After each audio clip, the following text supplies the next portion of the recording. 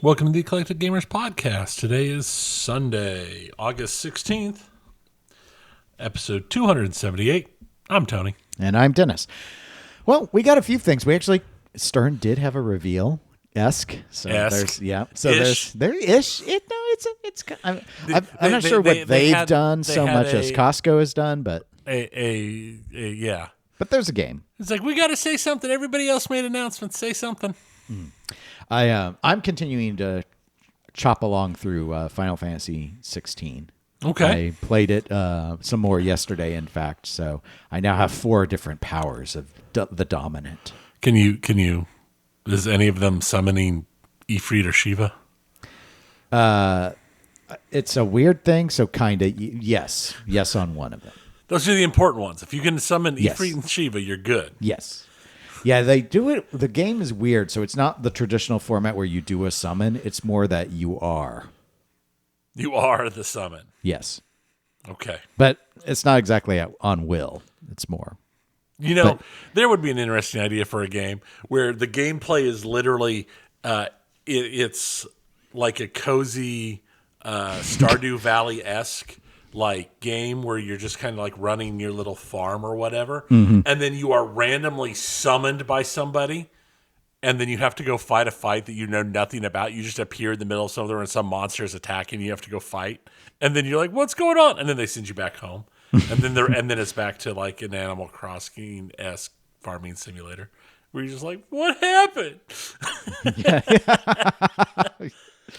Yes, that is the dream, of course, That's the idea. That's the game right there. Mm-hmm.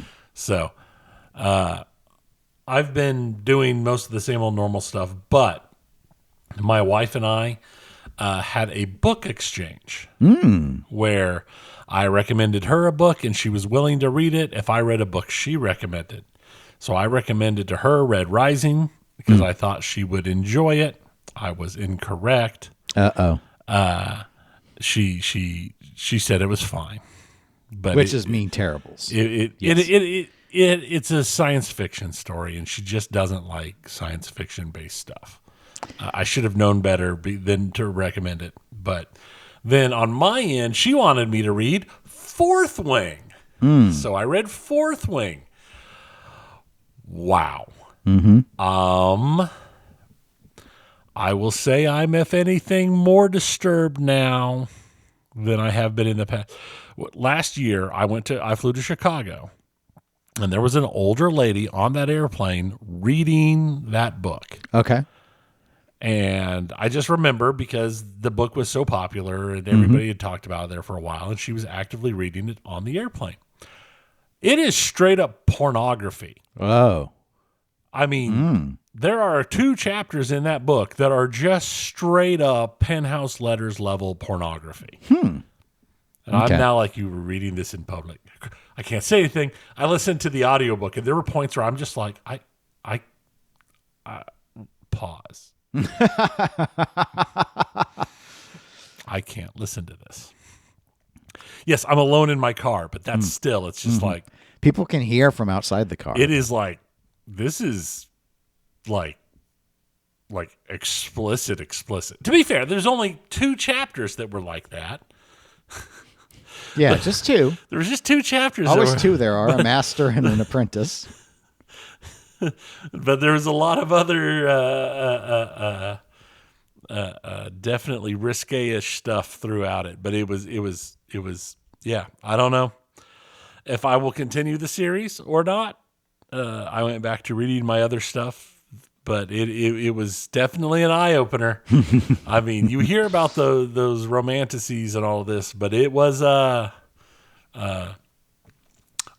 more than I expected. Interesting. I was thinking like the old school romance stuff where no.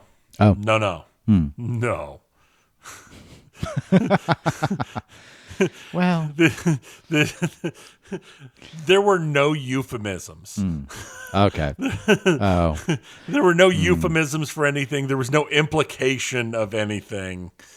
Maybe P3 will make a version for this. Oh, I don't think so. Why didn't you recommend Dungeon Crawler Carl? I knew she wouldn't read it.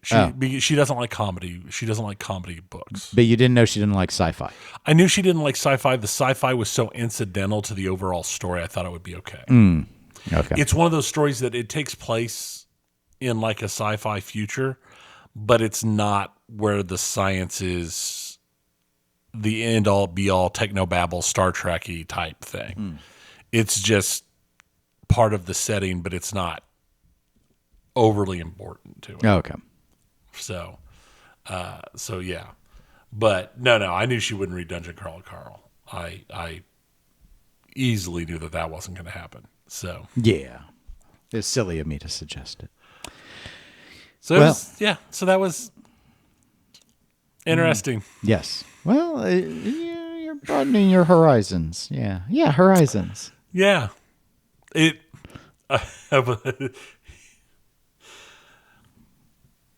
But long before the first of the let's call them risque scenes, there was a makeout scene, like full on makeout scene that was more detail written and in depth than any of the fight scenes in the book that happened prior to this. Like one-on-one life and death combat duels that were nowhere near as in-depth written as this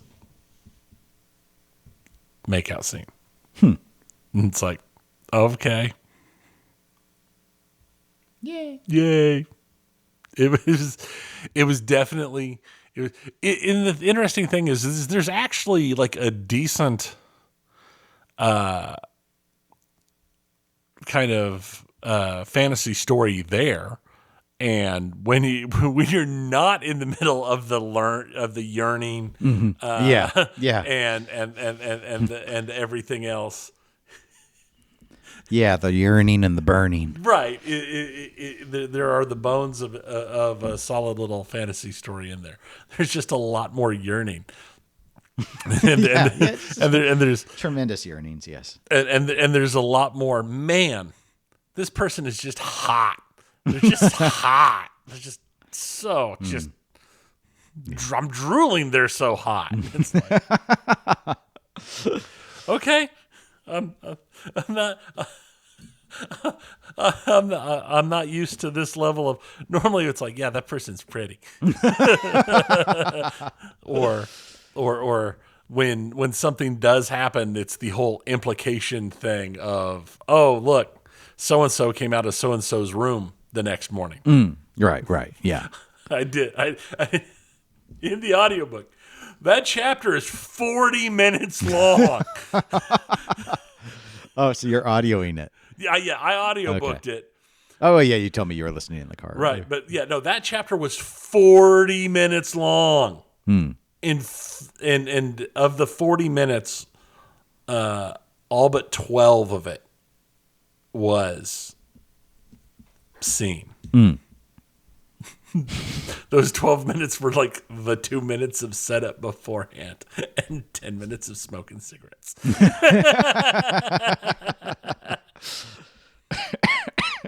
So it was definitely something. So no, they're not. It's not going to be getting a pinball machine. Oh, okay. Anytime soon. Well, maybe in 29. Yeah, it'll be. I'm sure it'll come from. I don't know. Yeah, I don't know who would do anything like that. Spooky. Spooky would be willing. That's true. Spooky would. Mm-hmm.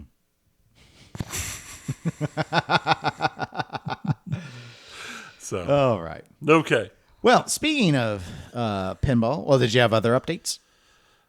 No, nothing else. No? Okay. That was the interesting thing. Well, it was different, that's for sure. I mean, everything else is just normal kind of stuff. Well, the Stern pinball, unlikely to make, Red Wing into a pinball machine. Is that what it was? Did I missay it? You combined them. Oh. The book she read was Red Rising. Red Rising, okay. The book I read was Fourth Wing. Fourth wing. Okay, and I turned it into like a Star Wars, like a red wing, red squadron, red squadron. This is Red One standing. Okay, Red Fox standing by. All right. Red October standing by. Maybe we combine the two together. It can be made into a pinball machine. Man, Red October would be a good pinball machine. It would have been. That would have been a good pinball That's right. machine. When you get a match, it should ping. One ping only. One ping only. Yes. But what won't be pinging is Stern's new game, which is available at Costco, Pokemon Home Edition Plus. What makes it plus? I'm a little unsure, but that seems to be its full name.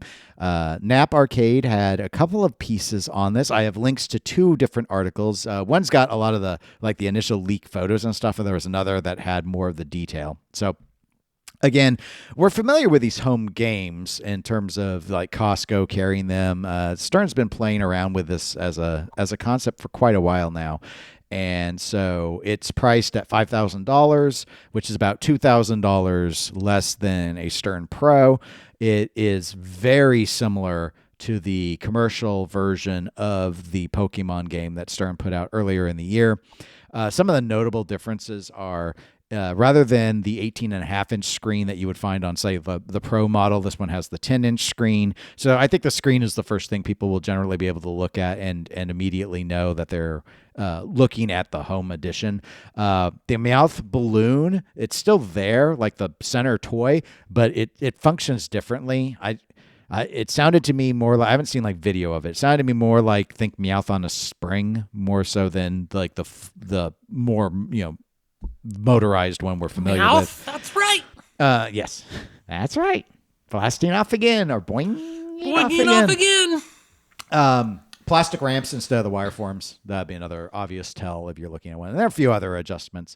For our internal notes, I've got a kind of front-on shot so you can kind of take a look at it. But again, there's some like flat plastics where it was less of a flat plastic before. But, overall, you look at it and it's like it's a pretty faithful-looking iteration on what we're familiar with in terms of the game. So, anyway, home editions. We've touched on these a little bit before, but given this especially, here's one of the things is, and this may not be the first instance of this, but just going through and looking at the playfield and the differences and stuff, the thing that I found noteworthy was most of the time with the home editions, we have seen a completely different layout. Like Jurassic Park Home Edition is not in any way like Elwyn's Jurassic Park. No. Just like the Home Edition Star Wars wasn't like Richie's, nor is it really like Borg's Star Wars. It was its own, like Gomez did that design, and it's its own unique design. This clearly, I feel, is trying to be much more akin to the commercial version of Pokemon. I don't know, that's simply a fact that the commercial version of Pokemon is basically a fan layout, and so it lent itself quite easily to stripping down and doing that too, versus maybe trying to find a market of, hey, people like this, like they like this idea, they like this layout. Is there a cheaper way to deliver it to a home buyer that is going to be put off of a $7,000 price tag? Right. So what are your overall thoughts of this strategy? Because, they've tried it for quite a while now. They have. I think Pokemon is their best chance for it to be successful just because of the license. I think it's the kind of thing that will definitely have a very large pull, much like Star Wars. I think Star Wars is the other license that has enough pull to make it really realistic. Jurassic Park was always a little weird to me, but... Yeah, I wondered if that was just more of a thought of name recognition is powerful, and so... Yeah, it could be. So... I think the whole having it be actually similar to the real machine, just toned down even more, is a good idea. I think it's a decent way to go about it. It lets you not completely reinvent everything. It lets you work from a point of already existing material. Yeah. Yeah, I think... I've always been skeptical of this strategy in the sense that the game is still so expensive that I don't know. And I think you're right. Like with this license in particular, this could be a very interesting one to go ahead and see how it goes, because it definitely feels to me like it struggled to catch on in the way, like Costco has discounted these things. The other versions I've heard, I've seen the pictures of them. I've not gone to Costco and looked, but I've seen people share photos or reports of like, here's the game, like almost like $2,000 off and stuff. So they're definitely not selling all of them through. Right. At least not at the initial pricing. This one might do better, though, versus than like a Jurassic Park would, because I could see people wanting to put Pokemon in the home. There are plenty of people that collect Pokemon stuff. And so the thought maybe as like a Christmas gift for the whole family, could you rationalize doing a, $49.99 thing? I mean, maybe.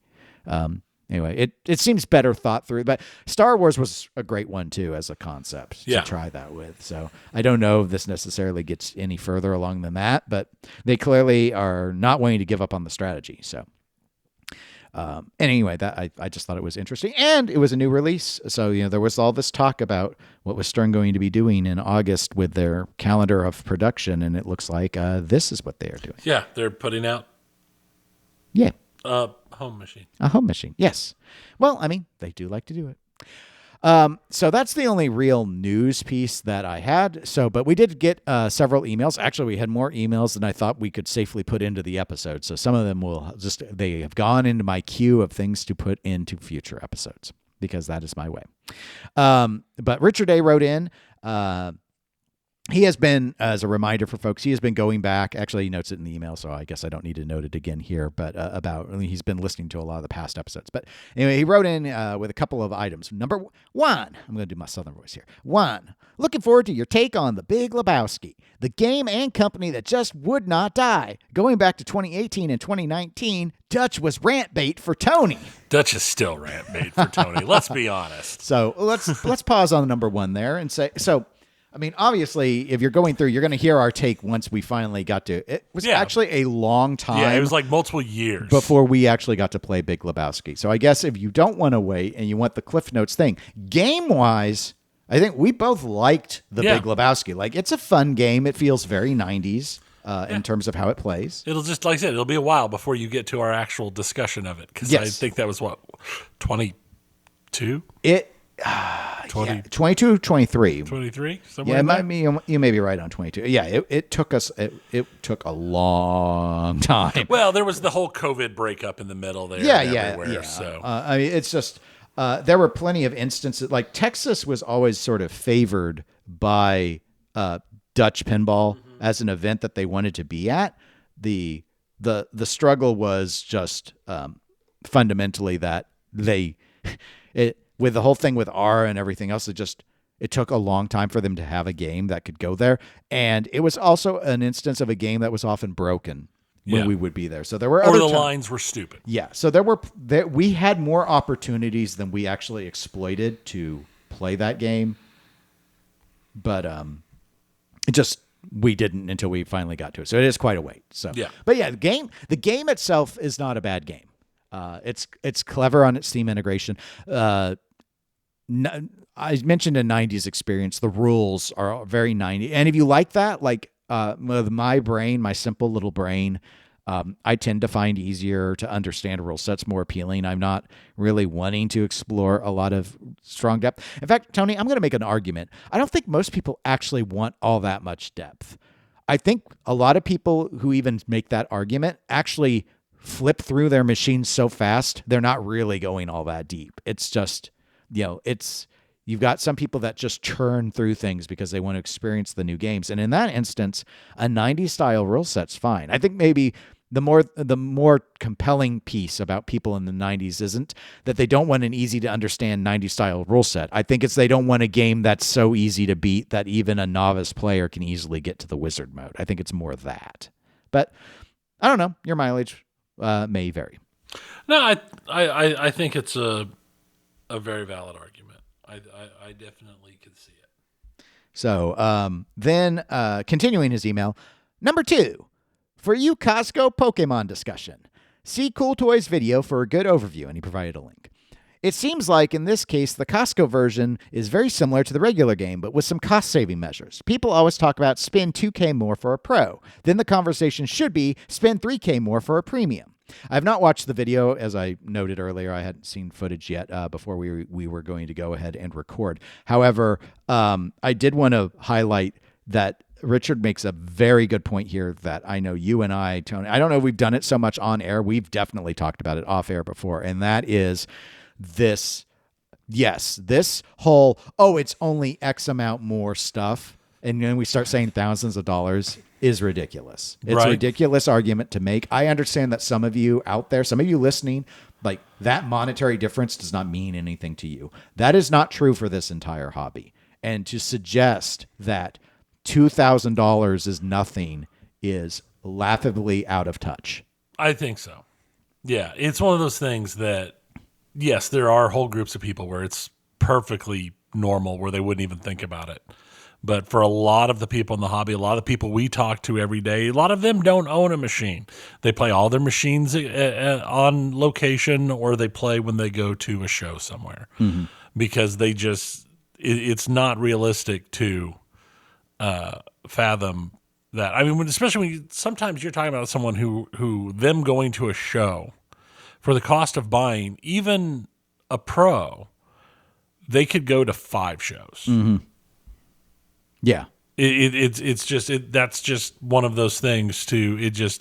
It's because this hobby has such a like high and low spread of people who are into it. It's not like high end watch collecting where everybody's high. It's not like the people who collect supercars where there's no real entry, lower level entry to collect a supercar. So in pinball, there's a lot of people who can play pinball who don't own or have 4, 5, 10, 30 machines at their house. They don't have that kind of ability. Yeah, I mean, it's interesting because it's a much like, now the car collecting one is a good example, like because a lot of the collecting, like you can find cheaper like obviously people can find cheap cars. They don't generally collect those style of cars. Watches is a little different in that, there's high end like luxury watches and watch collecting. There is also people that collect on the affordable side, on the micro brand side. They go, and it's inclusive, and pinball is inclusive like that. I think people forget because there was a time like when we first started doing this podcast, back when Richard is listening, it was more common for people to be buying used older games, and there's still a healthy market for that. It's just so much of the narrative, including our own narrative, Tony, because we cover the recent releases, we cover the news, and that's what a lot of the shows do now. We're talking about all this new stuff, despite the fact that there's so much volume of old stuff. And when pinball collecting first became a thing, you required 2 things: the ability to get and move a machine and the ability to fix the machine. And now we have an entire collector class that has things shipped to them and they don't fix anything, or they do minor tweaks. They don't like, and in a lot of ways that's good. Like new stuff shouldn't need constant fixing. Right. And the ability to tweak is another, like most people have the ability to tweak. So I'm not trying to be judgmental on that. I'm just trying to say the collecting market is bifurcated now. You have people that are treating these like luxury goods, and they are at luxury good pricing, and that is fine. There is still a sizable collector market that exists that operates in the space of, I buy 80s games and 90s games, I fix them up and sell them for more. I get older titles that only cost $1,000 to $3,000, not $5,000. Like we're talking about a non-commercial product that's $5,000 here, and you're telling someone they should buy this. Like this, that's a hypothetical. Should you buy Pokemon Home over going out there and getting a Flash Gordon? Like maybe. There's not a right answer. There's not really a right answer. Flash Gordon's so good. But some people would hate it. So that's true. Like they wouldn't know the theme, or that, I mean, once they've realized that they're not a good player because it's Flash Gordon and you're not going to be a good player, it's just a different experience. So, my point there is simply that I feel that I agree with Richard there is a terrible habit of people kind of diminishing just how impactful these purchases are, and it's a disservice. Meanwhile, we now have toppers that go over $2,000. They're the difference between this and a Pro. And we act like that is okay because there's a servo that moves it from side to side. A 30-cent servo. I mean, come on, guys. Like, come on. 30-cent servo. All right. Jumping to the next email. Anthony S. wrote in. Not you. You're not Anthony S. This is Anthony S. Anthony writes, "Hi, Dennis and Tony. Thanks for the podcast. It's the only pinball podcast I listen to these days. I really enjoyed your coverage of the new P3 releases on your most recent show. I have a question for you. If you were Jerry," for those that don't know, Jerry is the owner of Multimorphic, "how would you set up the booth at next year's Texas Pinball Festival? In 2026, they had enough space for 12 P3 machines, and from what I saw, the game they had installed were as follows: Heads Up, Cosmic Kart Racing, Sorcerer's Apprentice, Cannon Lagoon, Portal Extended, Final Resistance, Lexi Lightspeed, Drained, Heist, Weird Al, Princess Bride CE. Assuming they have 12 spots to fill again next year, which P3 games would you allocate to those 12 machines? I think their strategy has been to have as much variety as possible to highlight the modularity of the system. Do you continue that strategy, or do you have multiple of the newest titles, Dungeon Crawler Carl and Ender's Game? Perhaps you have a couple of machines set aside to cycle through different, less popular games and demonstrate module swaps at the same time. Are there any games you would decide to cull and leave out entirely? I look forward to hearing your thoughts on the show. Regards, Anthony." What an interesting question. This is a really interesting question, and my head has been rolling ever since I read it as we were starting to go through, when I was glancing through the notes. Mm-hmm. If they only have 12 machines, I think they would be insane to have any less than 4 DCC.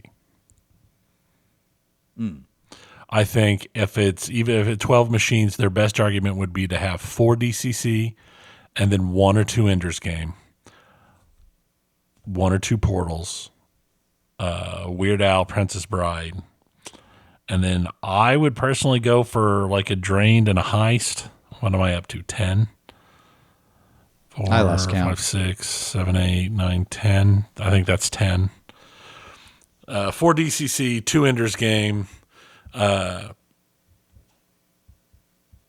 Weird Al, Princess Bride,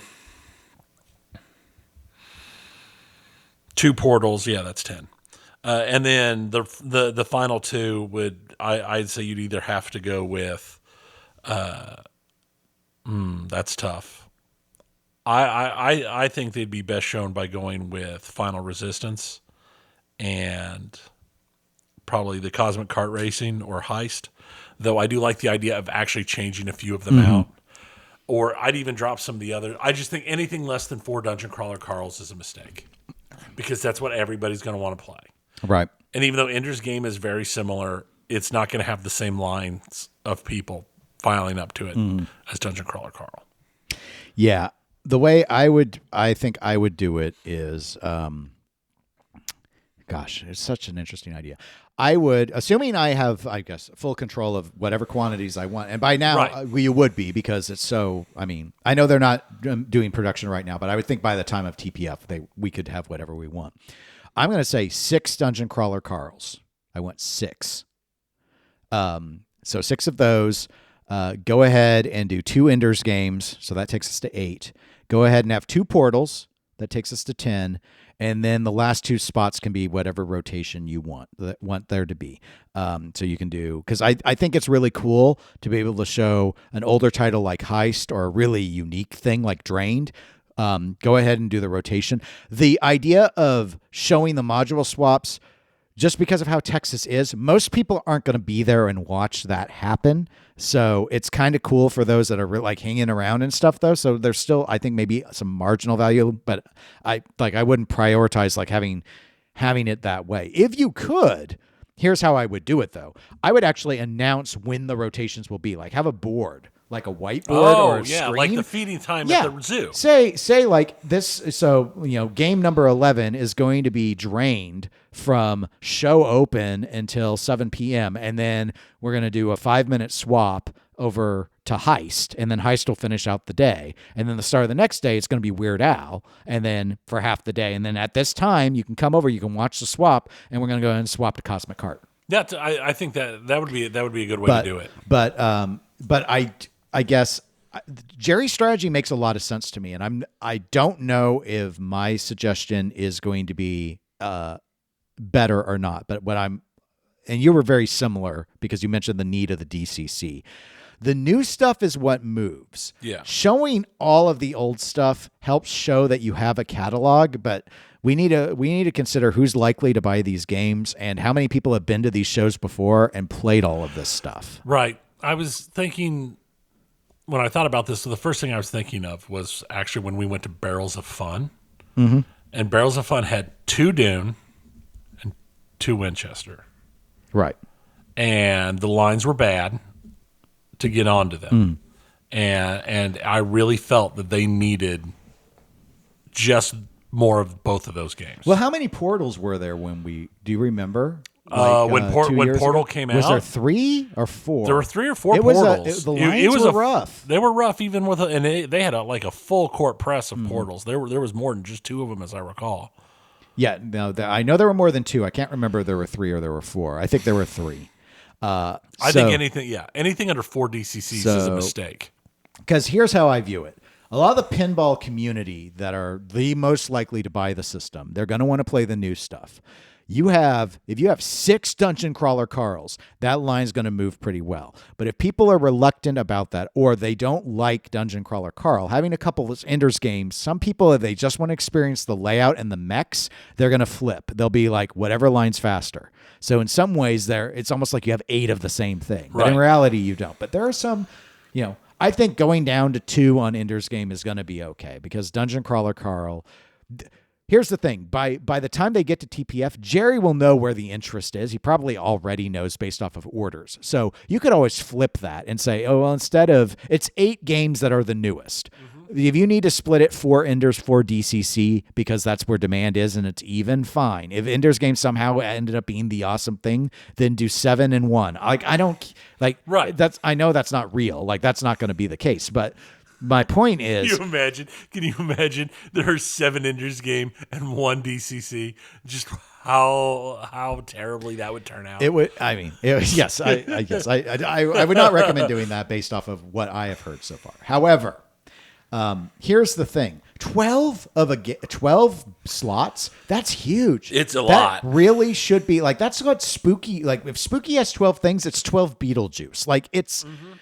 Most of the stuff should be the new thing. And that's the issue where I feel like they have so many spots. They should have more of the new thing than they ever have been doing. And so, yeah, that's my recommendation. But what an interesting question. Yeah, No, they definitely, I agree with you. There needs to be a lot more than they did last year. Richard A. wrote another message in. Again, going over our back catalog. I think I'm trying to start. Ooh, I hit something on my tablet and put a keyboard up over so I couldn't read anymore. All right, I got the keyboard away again. I think I'm trying to start a new look back segment. Last time we got a great Dennis rant. Loved it. Cue some flashback harp music. Episode 72, October 7th, 2018. The topic was the rumor about Beatles and Munsters swapping spots in production order. Guest host was Joe Schober from American Pinball. This turned into a discussion about music pinball machines. Starts roughly 29 minutes and 30 seconds in. Highlights. 1. Joe comments he is done with band themes. 2. At 32 minutes and 42 seconds. What bands could be done with a possible $1 million license? Rumored price for the Beatles. Sub-bullet 1. Tony names Queen as the band that could be worth that money. 2. Tony also thinks that the band thing must be coming to an end. Interesting look back. 4. I don't know how we got to 4. Oh, no, it's 4 years later. That's why. 4 years later, Joe does a Queen music pin. I'm starting the rumor that Tony inspired the Queen game. Joe ran back to American and said, do you know what music pin we should do? And that is our rumor corner. Play the theme song. Yeah, go for it. Sure, why not?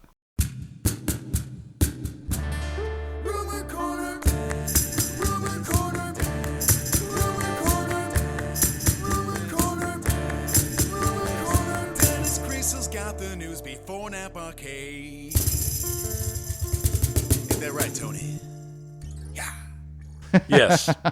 Somehow it took me to name one of the most popular bands in the world ever to have a music pen.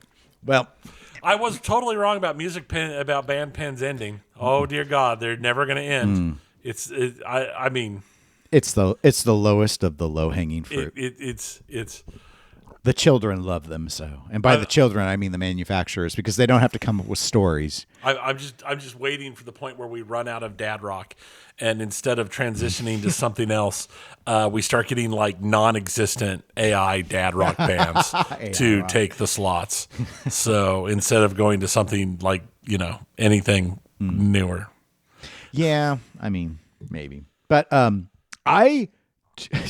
this is so long ago. I didn't remember there ever was a rumor that Munsters and Beatles traded spots. Like I don't remember. I don't remember that. I don't. There's probably a lot of stuff like that I don't. I'm sure wasn't important. A lot of that stuff it was important at the time, and because there's never any. Listen. I mean, pinball news is so stretched out. I don't even know if it was important then, but we have to have something to talk about in pinball, because sometimes the news landscape in pinball can be awful barren. I mean, it is. That's true. That's true. It's like grabbing on any nugget of gold in pinball some days. Yeah. Even if it's, fool's gold. Yeah. So the email continues. Episode 77 from December 16th, 2018. You two are discussing Jersey Jack's rumored next two pins, Willy Wonka, followed by Toy Story. At about 23 minutes, 30 seconds, Dennett's comments that Toy Story should be announced next to tie in with the new movie. Regardless of it having Toy Story 4 content, the timing would be better. Based on what happened, the Toy Story 5 pinball should be out in 2029. There, now we have another rumor. Discussion question.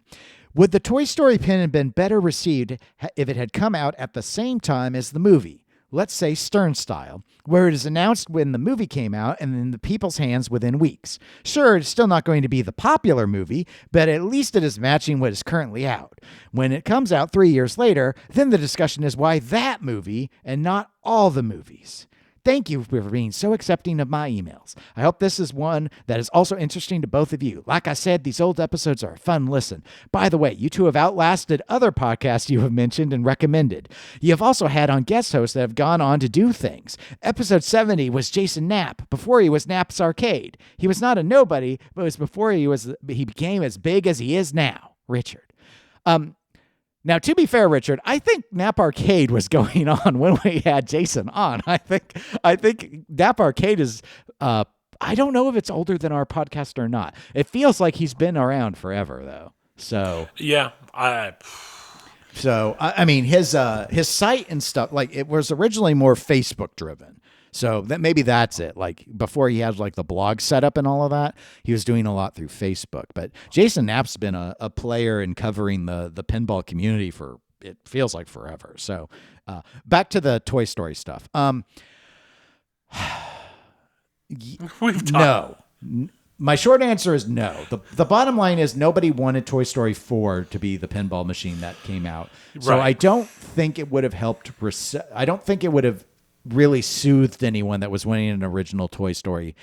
However, I do think people would have been less incredulous at seeing it. I think it would have been more of an eye roll. Well, of course, it's the movie that is now coming out. They made them do like.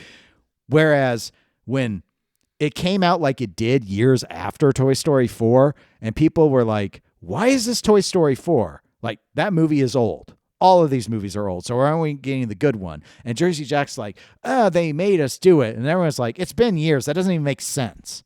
Especially when you factor in the the rumor that I have heard that the only reason why it was Toy Story 4 was because Lawler took so long designing it. When they came back, that's when the insistence was, we're going to re-up. It's going to be for Toy Story 4. It was originally not going to be Toy Story 4.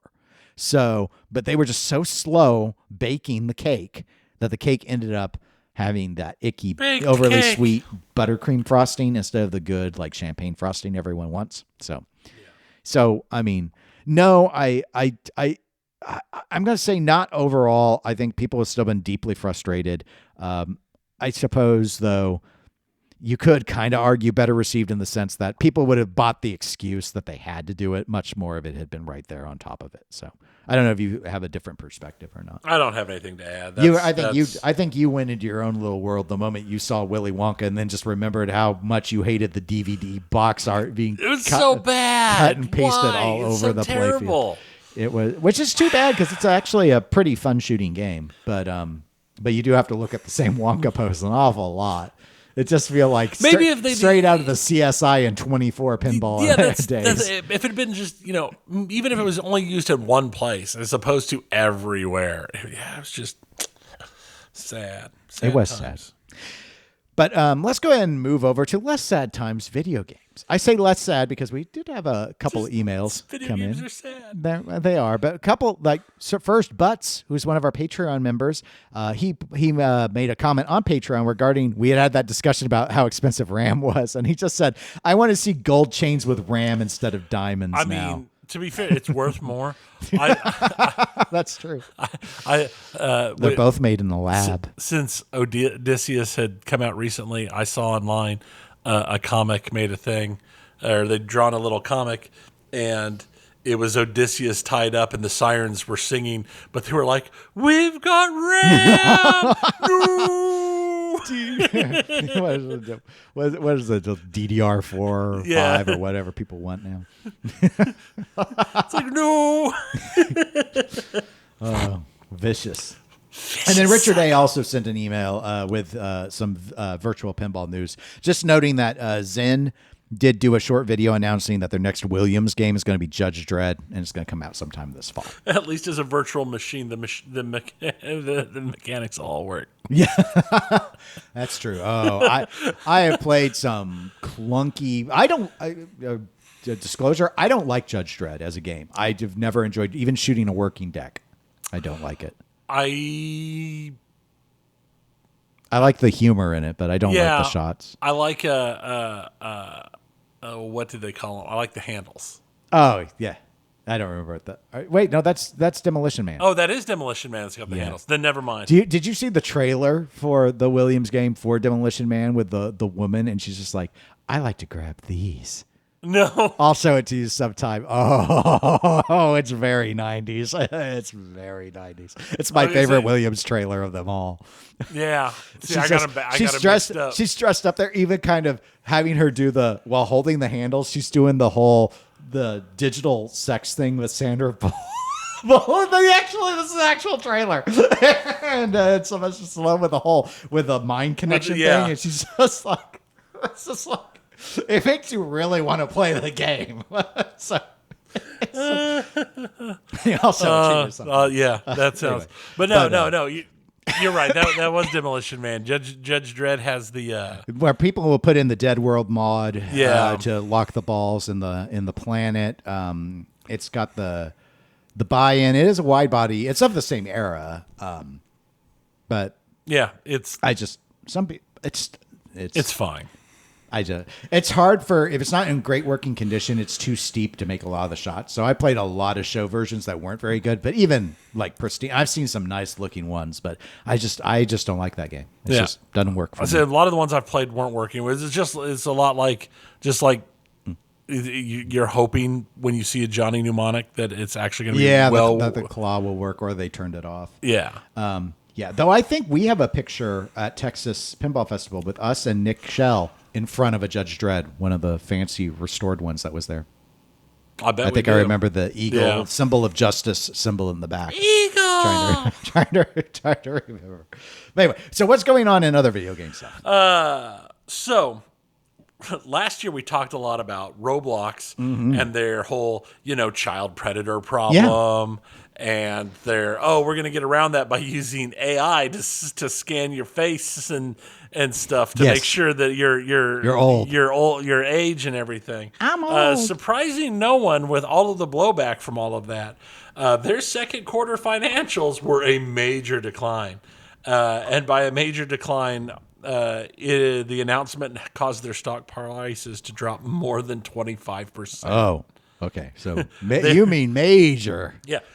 This is the third quarter in a row that their daily user count has dropped. And I didn't include the numbers, but like their actual user count, while it's still high, it dropped down to like 120 million users in a month, and it used to be in the 160s. So, but the big damage has come from the engagement with microtransactions. Okay. They're not getting the microtransaction sales they used to. They haven't had a big viral game lately because remember, Roblox's big thing is that it allows people to make their own games. Right, And Roblox makes money off of your work. But during the quarter, no big viral games went, and the games that people were playing tend to have microtransactions. It's been just a major loss. That was their excuse, because surely it had nothing to do with their really terrible business practices and their attempts to either take AI pictures of your children and or not protect people from the child predators that are common. Yes. So, just a weird aside. There are a couple of those prototypes, Predator games that were done by Skip B. What do you think about if we were to like shoot a documentary where we try and go and acquire one and we call it To Catch a Predator? Do you think people would watch it? Write into eclecticgamerspodcast@gmail.com if you'd like us to make the To Catch a Predator documentary. I don't know how much that would cost. I don't want to commit to that because it sounds like a lot. That would be support us on Patreon, patreon.com/eclectic_gamers. That would be really rough. I feel like if we didn't actually get the game, people would be really upset by the end of the documentary. But documentaries don't always end happy. You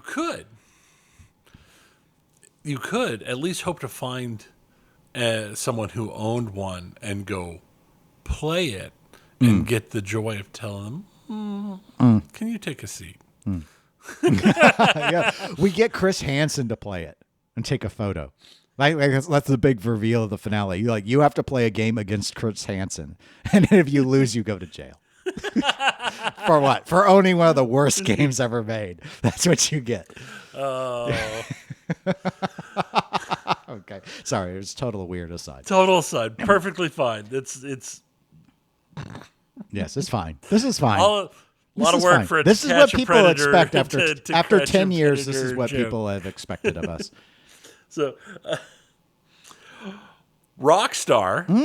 Oh, the Grand Theft Auto people. Yeah, they've made they released a short teaser talking about they're doing an extended look trailer on GTA 6 coming on the 27th. It's going to be a Netflix exclusive. Why? For 6 hours. Why? I had to emphasize that even more because I don't know. That doesn't make sense. Their CEO full on was like, I don't know why anybody wouldn't have a Netflix subscription to begin with. You should. It's just so great. Don't you all have phones? Don't you all have Netflix? Gosh. Remember when streaming promised us like savings and we didn't have to do the whole cable bundling, and now it's like I feel like I'm being asked to subscribe to 8 different services. It's so bad. Oh, and the thing is he also said in an interview, he was talking about their ongoing employment litigation. Oh yes, problem. Right. And he said that it's not going to affect sales. No one cares. He might be right. I think so. He might end up like people. In addition to that, he was talking about the discless, like PlayStation disc going away, and he's like 95% of our sales are discless. That's probably true. It's no loss.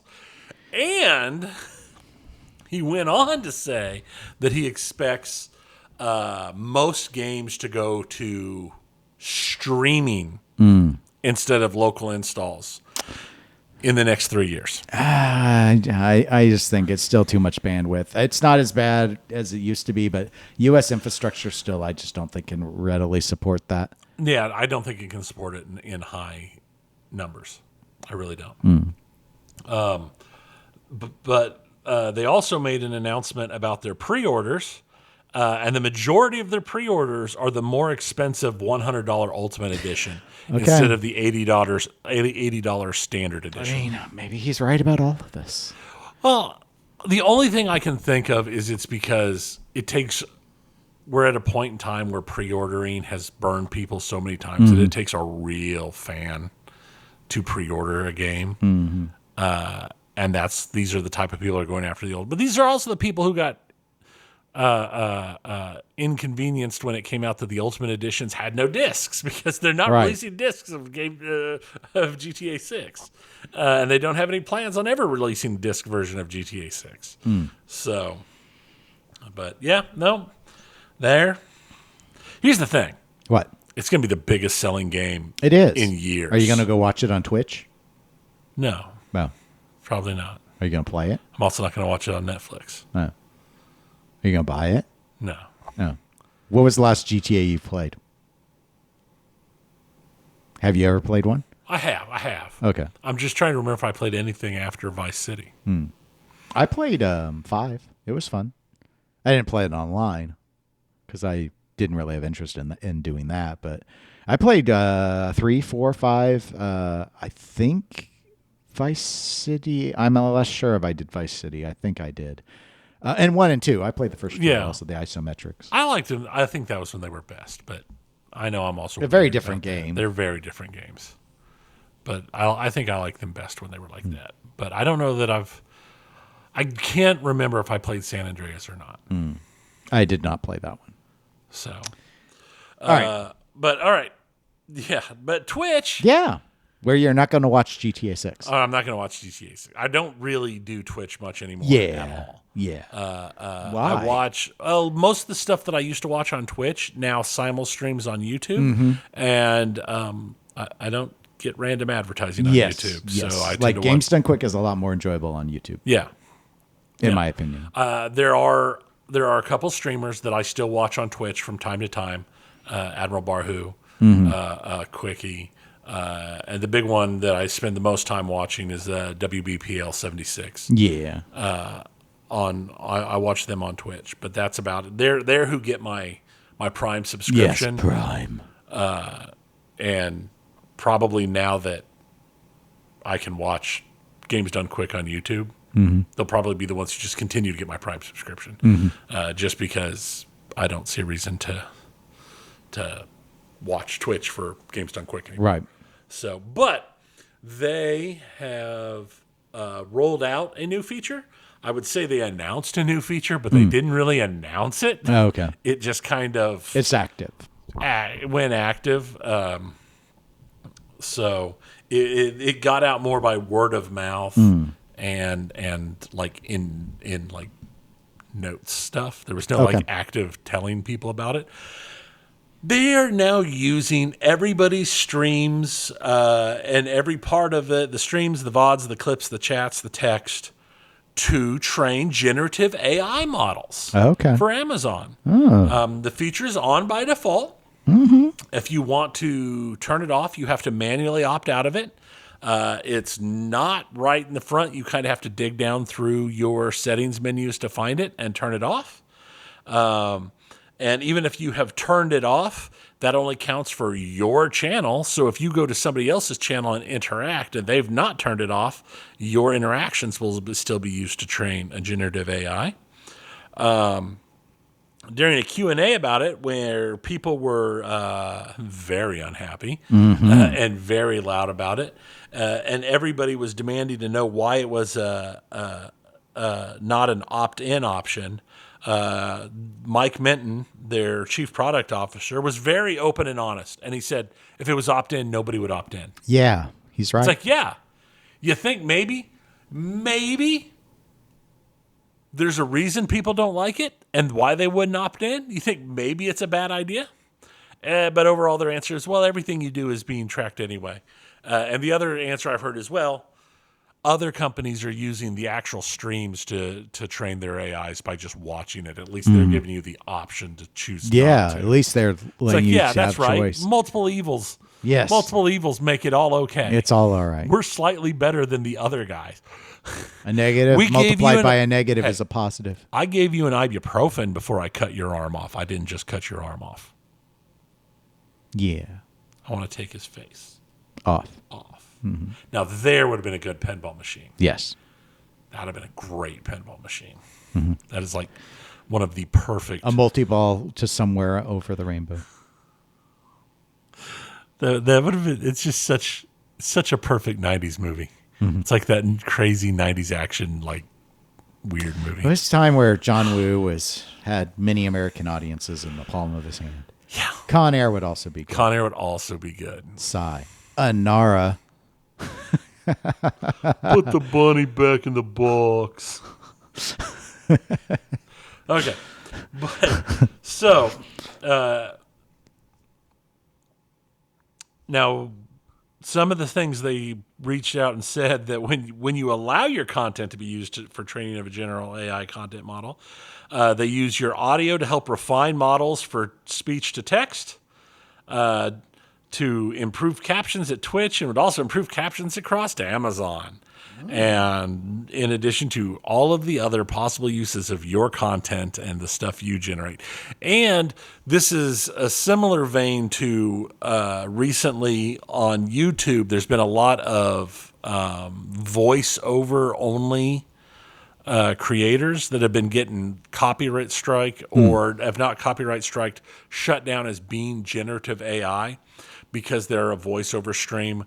The big one that's made the news recently is Kirkazart, which is a science channel that's been around forever, but they've always done just art and voiceover narration. They got hit as AI. Okay. And pulled down. Several of the other voiceover only channels that I listen to or peruse, they've all started putting in studio stuff to put their faces physically on camera. Some of these people have never been on camera ever, and they've been running their channel for a decade or more just because they have to do something to try and prevent them getting struck down. Yeah, there was one I watch that does fish and wildlife body cam footage. Actually, he posted that he had his channel suspended from partner program, and he was talking about how they was saying it was AI, and he's like, and so he started. Now I guess he got it resolved, but he was like, he was voicing it himself. There are others that are clearly AI voices. There are. And he's like, no, I voiced this myself. I just never filmed me on doing it because. So now he does. He set up a little studio. Because he's like a saltwater fisherman or something. And he's like, I just started doing this in my spare time, and but like I don't know why you need to see me. So but now he cuts himself in. And he's like, this is, here's the Florida statute that's at play here with this person like fishing. This is actually poaching with what he's doing. So that's what they're investigating here. And then back to the footage. And it's just there's a bunch of them. Like I said, like I watched Draconifel. Most of his stuff is voiceover only. He only does a few things where his face has been in it traditionally. Rex's Hanger, Animarchy, a whole bunch of different groups that a lot of history people that they just do old video and voiceover that are starting to do the cut-ins just because they have to. They have to do something to try and keep that from being shut down. Yeah, it's gotten so difficult. And all we're doing now is training AI to do it better. Yes. Especially with the rise of VTubers and the virtual avatars for streaming. So, Nintendo put out some more stats. Pokemon Pokopia has sold more than 5 million copies in 4 months. Oh. Since the launch of the Switch 2, there have been 20 million Switch 2 sold. So a quarter of all Switch 2 owners own Pokopia. That's not a bad stat to have. No. Pokemon is also shutting down the original Pokemon Bank. That was an app they launched in 2013 on the 3DS that would let you actually upload Pokemon from your game to an online into the 3DS store so that you could download it to other Pokemon games so you could move them through generations and keep stuff and move them up. That's being shut down finally. They launched a newer app called Pokemon Home in 2020, and they're telling everyone by February of next year they need to get anything they have left in the Pokemon Bank moved to the new Pokemon Home, or else it goes away. So at least they give them notice. They give them a decent notice. The last thing I have thrown on here, because like the EA merger thing, not a lot of information has come out. That started last week where they were going fully private, and not a lot of information, obviously, if them going private has come out yet. All the expectations are layoffs, are what's expected. Sure. Is large amounts of layoffs. Also, I did see an article that was talking about I think it was last episode or the episode before, we had talked about the bonuses all of the EA upper management got and how much money they made. And a new article came out saying that all of those numbers are actually low because of how those numbers were found. They took what the price of their stock that they received from the company at the beginning of the quarter was as the pricing, and because of their stock at the end of everything when the sale took place was like 75% higher. Their actual money that they would have made was way beyond what their numbers were. They were talking like 40 million higher than what they actually claimed, probably. Just because, depending upon how their stock options were, just because the stock went from like 140 something to 215. Okay. So, so the last big thing, D23 happened like 2 days ago. Yeah, I watched some trailers. Yeah, I mean trailers, lots of Star Wars. Yeah, there was some Star Wars. One or two of them looked interesting. The Lego one looked okay. Ryan Gosling as Ryan Gosling in a Ryan Gosling Star Wars film looked very Ryan Gosling. What was it? Ahsoka. Yeah, Ahsoka. The Doom trailer was it was fine. The big thing was the Kingdom Hearts trailer for video games. Yeah, that was the biggest. That was the big because they dumped a bunch of new information. It's coming at the end of 2027 is the plan. Okay. Nothing more close than late 2027. But they're also releasing an anime series, a Kingdom Hearts anime series, to Disney and Disney Plus. And the first new world they've shown is inspired by Coco, which was the Pixar. Oh yes, yeah. So, we'll see. I just don't know if Kingdom Hearts is the franchise it used to be. Some people love it, but it's been so quiet and dead for so long. Sure. I don't know if it's going to blow up as big as they're wanting it to. I don't know. We'll have to see. We'll see next year. Yeah, late next year. Maybe the anime will be good. Maybe. And we can see Mickey and Donald murdering. With a key. Then you fight with a big old key. Yeah, the main character. Sora, or whatever his name is. Yeah. Sora the Explorer. Oh, wait, no, that's Dora. I get them mixed up. Well, it's been a while since I played the first Kingdom Hearts. Yeah. I played the first one. I didn't finish it. I don't think I've ever finished any of them. I don't know that I've played more than one or two of them. They just... I know they always interest me. It's like, oh, man, Final Fantasy characters in this interesting world. Crossover stuff. Crossover stuff's always... Cool, it sounds cool, but it just never... It never did it for me. Yeah. So, okay. That's what I got. You want to reach out to anything about this episode? Email us at eclecticgamerspodcast@gmail.com, or you can go to facebook.com/eclecticgamerspodcast. Again, you can support us at patreon.com/eclectic_gamers for as little as $1 a month. We're on Instagram and Twitch as eclectic_gamers. It reminds me, we need to go turn off. I'll have to sign into Twitch and turn off deactivate my AIs. Yeah. We don't want them to scrape our key content. Our content to generate false ones. Yes. Evil Tony and Dennis clones. Yes. It'd be rough. It's just like us, but with goatees. Yes. Just like Star Trek would do. And I'd be skinny and you'd be fat. Yes. That's all an upside down world. We would be upside down. We would be. Because we'd bats. be living on Australia. Where everything is backwards and the toilets flush backwards and everything's backwards. The water comes up into the toilet. That's how they flush. That's how they flush. It's backwards. It's like an evil bidet. Yes. So we will be back in a couple of weeks to cover whatever news we have at that point. But until then, my name is Dennis. I'm Tony. Goodbye. See ya.